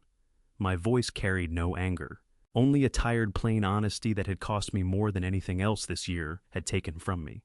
"You wanted it managed your way with no one seeing how deep it actually ran." I looked at my son who had once been 8 years old and come down those stairs in the dark and settled himself into the chair next to mine without a word. And the silence from the night in the kitchen when Claudia said what she said to me, that silence is what I will carry the longest. Not her words. Yours. Nathan broke, not with noise. He was his father's son in that respect. The tears came quietly running in quick lines down his face while his jaw worked against the sound fighting its way out. He set both palms flat on his knees, fixed his gaze on the lavender bush, and wept, the way men weep when they've finally exhausted every argument for not doing it. I didn't move toward him. I didn't pull back either. I sat in Loretta's chair in Loretta's garden and let my son bear the full weight of what he had done. Because there are things that cannot be softened without being robbed of their meaning, and what he had done needed to be felt all the way through. After a time, he wiped his face with the back of his wrist and looked at me. "What happens from here?" he asked. "Here's what happens," I said. "I'm going to tell you what I've already done, and then we figure out what comes next." I had put my name to a great many documents over the course of my life. Contracts, deeds, bonds, letters of intent, each one a form of promise. What I signed that December was the last document I ever meant to sign in that house. Arthur had the papers in order when I walked in at 9. He rose from his desk the way he always did and directed me to the chair across from him with the unhurried precision of a man who understood that certain mornings call for a measure of ceremony, even when the transaction itself is straightforward. "Two matters today," he said, settling into his seat. "The formal notification to Victor Stafford regarding the Birch Hollow Lane material documentation and the note transfer confirmation for Nathan." He placed both folders side by side in front of me. "Which do you want first?" "Victor," I said. Arthur moved the first folder across the desk. "This is a formal legal notice signed by my office on your behalf, informing Victor Stafford that documented evidence of material substitution on the Birch Hollow Lane repaving contract has been gathered, reviewed by a licensed structural engineer, and preserved for potential referral to the city's Office of Inspector General." He looked at me over the top of his glasses. "It doesn't accuse him of a crime. It advises him that the evidence exists and that we are in possession of it. Under Oregon law, that's sufficient to substantially change his calculation about any further pressure on your family." "He'll know what it means," I said. "He'll know precisely what it means." Arthur agreed.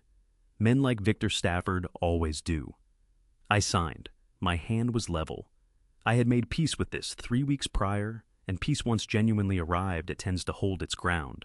The second folder was harder to open. Arthur gave me the time. "The note transfer is finalized," he said, his voice quieter now. "You are now the holder of Nathan's promissory note, $321,000 current balance with the deed of trust, passing to your name as lion holder." He paused. "How do you want to structure the repayment terms going forward?" "Standard amortization," I told him. 30 years interest at prime rate, only whatever the current federal rate is, not a dollar higher. "Arthur, I want him to be able to pay it. That's the whole point." Arthur made his notes and nodded. "I'll have the modification agreement drawn up." That evening, I laid the promissory note on the dinner table before anyone took their seat. No drama, just set it there the way you set down any document that needs to be looked at. Nathan came in first. He went still when he saw it. The color left his face, and he reached out and took hold of the back of his chair with both hands as though the ground had shifted beneath him. "You knew," he said. It was barely a voice. "I found out," I said. "Sit down, Nathan." He sat. Claudia sat across from him, hands folded on the table, her expression carefully held, in the manner of someone who has already moved through their shock and is simply present now for someone else's. I walked them through everything. Summit Capital Solutions. The purchase, the terms, I had worked out with Arthur. Nathan listened with his head slightly lowered, one hand still braced against the table's edge, knuckles drained of color. When I was done, he looked up at me, really looked, and his eyes were so full that the light caught them wet and bright and cleared of every layer he usually kept in place. "Why?" The word came out barely holding its shape.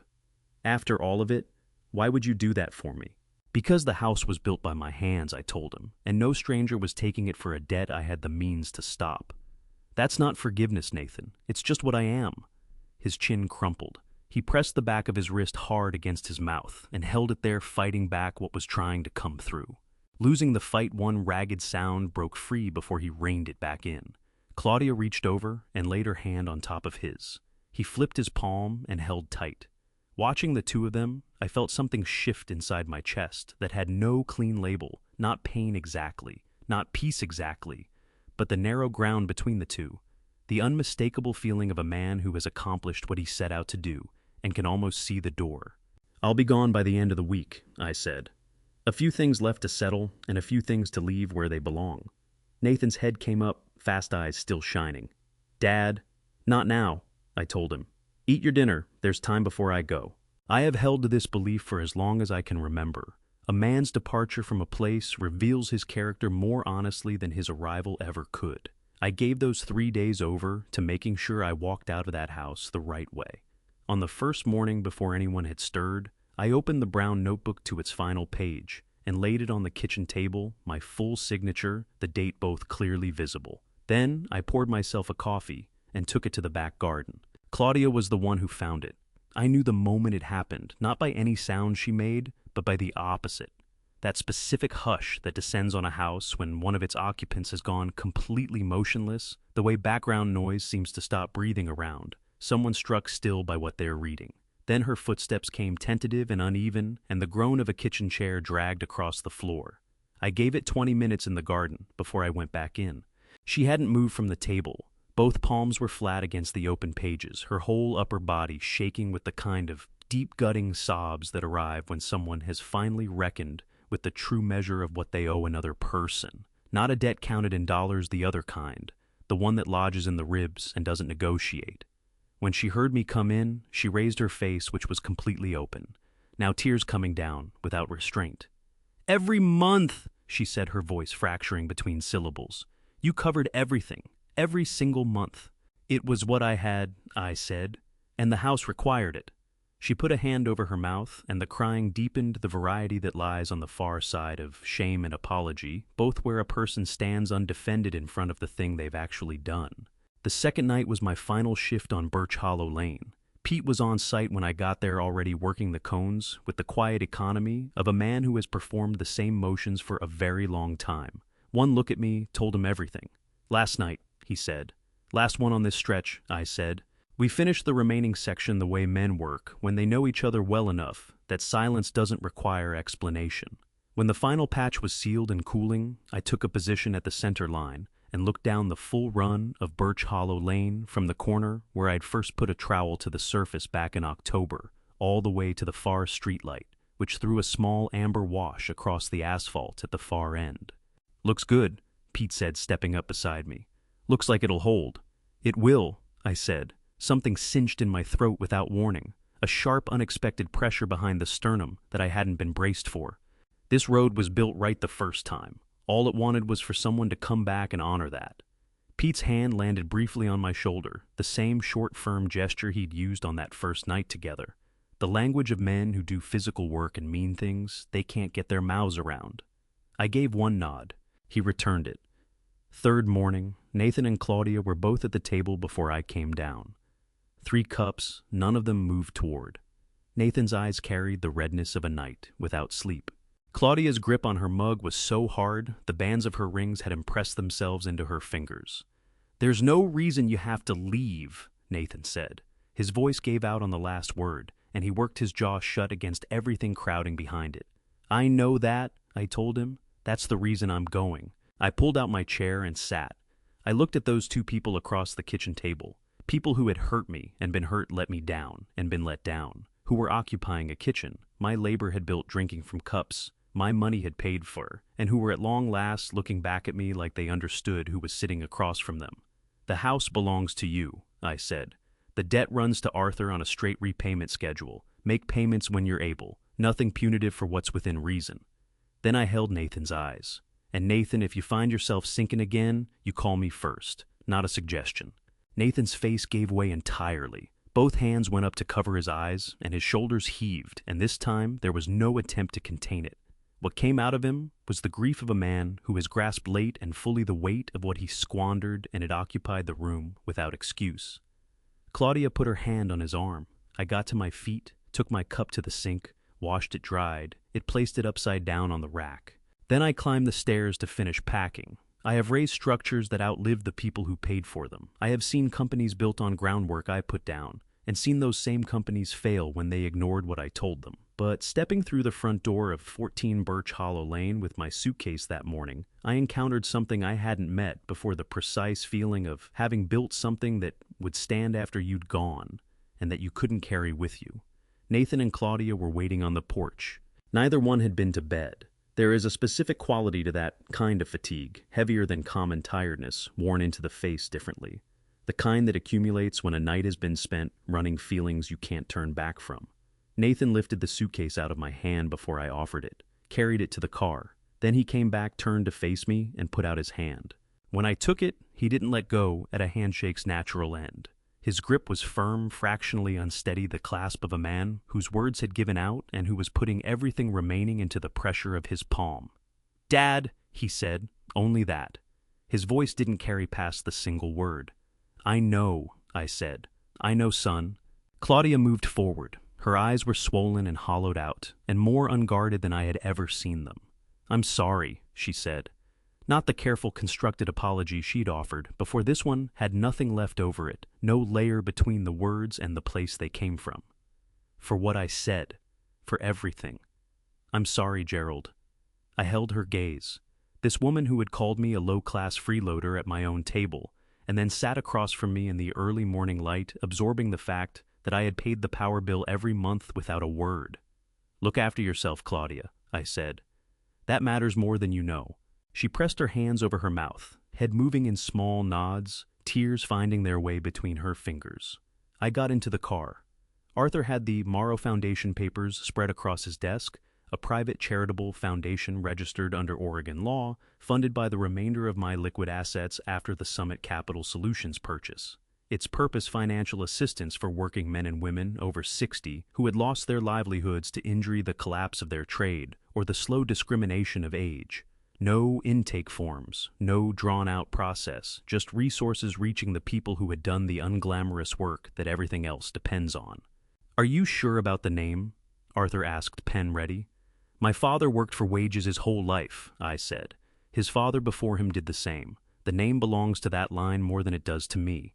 Arthur signed as witness. I signed as founder. We shook, and he held the grip a beat past the usual point. A man with something on his tongue who had decided his hand would do the speaking instead. I took Birch Hollow Lane on my way out one final pass. Pete was on the morning crew safety vest, catching the winter sun, bent low over a section near the far intersection. His head came up when my car eased past, and he raised a hand. I raised mine.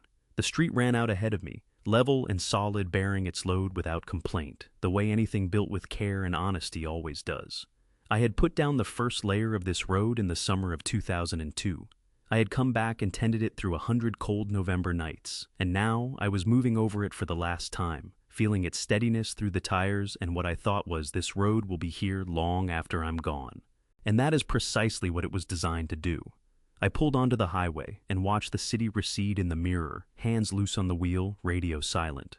The winter light coming through the windshield in long, flat angles. I thought about Loretta. She would want to know what I had left in my wake.